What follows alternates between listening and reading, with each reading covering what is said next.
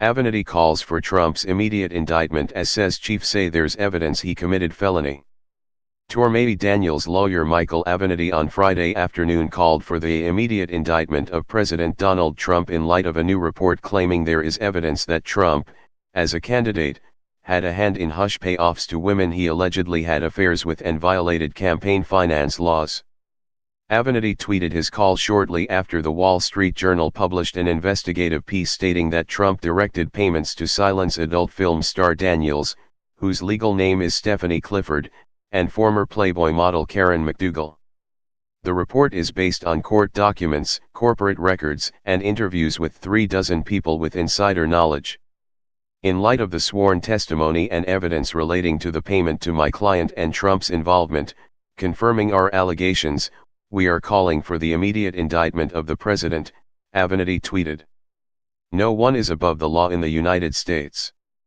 Avenatti included a link to his opinion piece published in the New York Times in mid-September arguing a case for indicting Trump as a sitting president. Avenatti's tweet demanding immediate indictment of the president took the provided there is sufficient evidence to support an indictment line from his opinion piece to the next level. Provided there is sufficient evidence to support an indictment of President Trump and there are many indications that there is the special counsel, Robert Mueller, who is investigating possible Russian interference in the 2016 election, and prosecutors from the United States Attorney's Office for the Southern District of New York, who are investigating payments to my client, Stormy Daniels, and Karen McDougal, should present their evidence to grand juries, Avenatti wrote in the opinion piece. Those jurors, citizens of our communities, should then determine whether the evidence supports an indictment of Mr. Trump.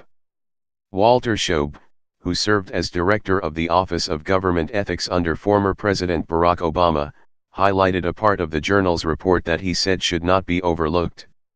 The passage related to Trump's former lawyer Michael Cohen, who arranged the hush payments, and longtime Trump Organization Chief Financial Officer Alan Weisselberg.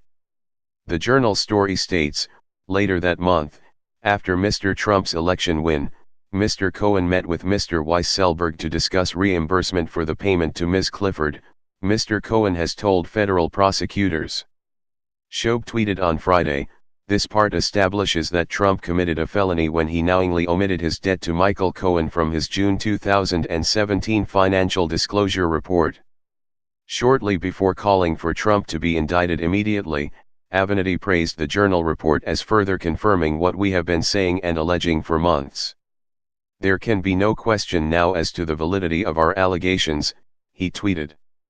I look forward to the apologies directed at my honest and heroic client.